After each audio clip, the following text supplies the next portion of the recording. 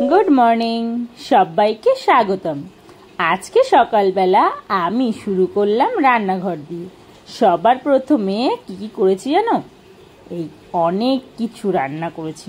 কলমির শাক ভাজা, আর এই যে দেখছো পটল আলু পনির ভাজা, এটা দিয়ে একটা রান্না বসিয়েছি। দুপাশে দুটো কড়াই বসিয়ে নিয়েছি, আর তার মধ্যে দিয়ে দিলাম সাদা তেল। আর এই সাদা তেলের মধ্যে বসাবো কলমির শাক। তার জন্যে ফোড়নে দিলাম কালো জিরে আর কাঁচা লঙ্কা। আমার কিন্তু এই দুটো দিয়ে ফোড়ন দিয়ে শাক ভাজা খেতেই বেশি ভালো লাগে। এই কলমির শাকটা দিয়ে দিলাম। এর মধ্যে পরিমাণ মতো লবণ আর সামান্য পরিমাণ হলুদ দিয়ে নাড়াচাড়া করে শাকটাকে আমি একদম ঢাকা দিয়ে দেবো। দেখো, শাক কিন্তু এমন একটা জিনিস, যতটা পরিমাণ দেখায় ঢাকা দিলে কিন্তু লবণ হলুদ দিয়ে নেড়েচেড়ে ঢাকা দেওয়ার পরে সেটা 3 ভাগের 1 ভাগে গিয়ে দাঁড়ায়। দেখো, সেটাই হলো। পুরো কালার চেঞ্জ হয়ে গেছে, শাক ভাজা সম্পূর্ণ রেডি, একটুখানি হয়ে গেছে। আর সেই শাক ভাজাটাকে আমি বাটির মধ্যে নামিয়ে নিচ্ছি। এই বাটিটার 1 বাটি হলো, যখন দিলাম তখন 1 ঝুড়ি, আর শাক ভাজা হওয়ার পরে হলো 1 বাটি। তো চলো, এবার কড়াইটাকে আমি বেসিনের মধ্যে নামিয়ে রেখে আর একটা কড়াই যে বসানো আছে সেই মশলা প্রায় কষা হয়ে গেছে। এর মধ্যে জল দিয়ে আমি দিয়ে দেবো পটল আলু এবং পনির ভেজে রাখাগুলো। এবার এটাকে নাড়াচাড়া করে সুন্দর করে ঢাকা দিয়ে দেবো, কারণ এটা আর একটু ভালো করে ফুটে ঝোলের সাথে একটু মিশে যায়। ব্যাস, ঢাকনা খুলে এর মধ্যে দিয়ে দেবো পনিরের মশলা, আর সামান্য পরিমাণ গরম মশলা, আর দেব হালকা ভাজা জিরের গুঁড়ো, যেটা আমি ড্রাই করে রোস্ট করে রেখেছি, সেটা 1/2 চামচ মতো দিয়ে দেবো। দিয়ে আমার রেডি আমার পটল আলু পনিরের তরকারি।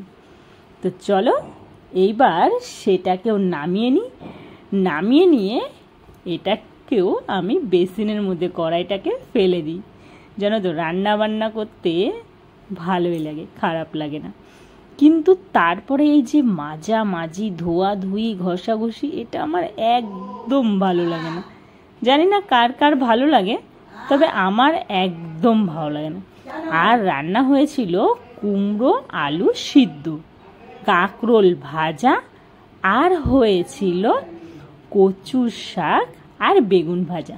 কচুর শাক খেতে কার কার ভালো লাগে কমেন্ট করে বলো। কিন্তু আমাদের বাড়িতে কিন্তু আমাদের দুজনের ভীষণ ফেভারিট কচুর শাক। আর এই যে কর্তামশাই বাজার থেকে আলু নিয়ে এসছে, একবারে 5 কিলো আলু নিয়ে এসেছে, যাতে অনেক দিন পর্যন্ত আর না কিনতে হয়। ব্যাস, আমি এগুলোকে ঢেলে গুছিয়ে সুন্দর করে সাইড করে জায়গার মাল জায়গায় গুছিয়ে রেখে দিই। গুছিয়ে রাখার পরে চলো দেখি কে কি করছে, সেদিকে একটু নজর দেওয়া যাক। আর এই যে বেসিনে রেখেছি কড়াইগুলো, যতই বলি মাজতে ভালো লাগছে না, তবু তো আমাকেই মাজতে হবে, তাই মেজে ফেললাম। আর তরকারিগুলোকে পাটে পাটে রেখে ঝুড়ি দিয়ে সুন্দর করে ঢাকা দিয়ে দিয়েছি। গ্যাস ট্যাস মোছা পুরো কমপ্লিট।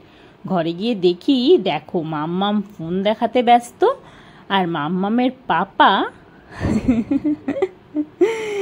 পাগলি মেয়ে একটা, মাম্মামের পাপা ল্যাপটপ নিয়ে ব্যস্ত, সেও কাজ করছে। চলো তোমরা খেতে চলো, খাবার রেডি করে সাজিয়ে ফেলেছি আমি।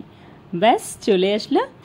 কেমন লাগছে খাবারগুলো আজকে বলো, কেমন হয়েছে? দেখতেই পাচ্ছ।